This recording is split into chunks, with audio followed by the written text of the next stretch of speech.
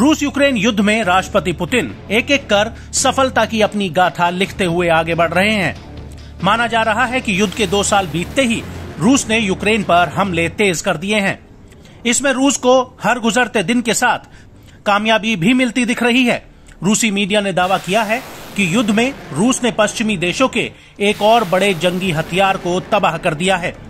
दावा किया जा रहा है कि अमेरिका की ओर से यूक्रेन को दिए गए M1 अब्राहम युद्धक टैंक रूसी सेना के हमले का शिकार हो गया है।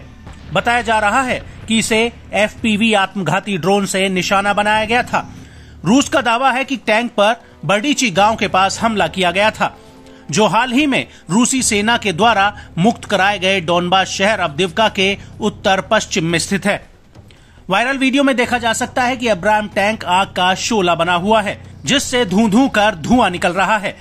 एक निगरानी ड्रोन ने नष्ट किए गए अब्राहम टैंक के क्लोजअप में वाहन के गोला बारूद डिब्बे को जलता हुआ दिखाया है। साथ ही इंजन डिब्बे में भी आग लगी हुई है। क्रेमलिन के प्रवक्ता दिमित्री पेस्कोव ने कहा कि कीव को आपूर्ति किया गया कोई भी हथियार जल जाएगा और अमेरिका निर्मित M1 अब्राहम टैंक कोई अलग नहीं है। ये घटना यूक्रेन को विसैन्यीकरण करने की रूसी सेना की दैनिक दिनचर्या का एक हिस्सा है।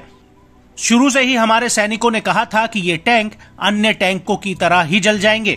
ये हमारी सेना का दैनिक, व्यवस्थित, पेशेवर और समर्थित कार्य है। हर दिन ऐसा कर रहे हैं। बताया जाता है कि M1 अब्राहम को दुनिया के सबसे अच्छे टैंक्स के रूप में ख्याति प्राप्त है। यह अपने आप में तकनीक के मामले में काफी उन्नत है।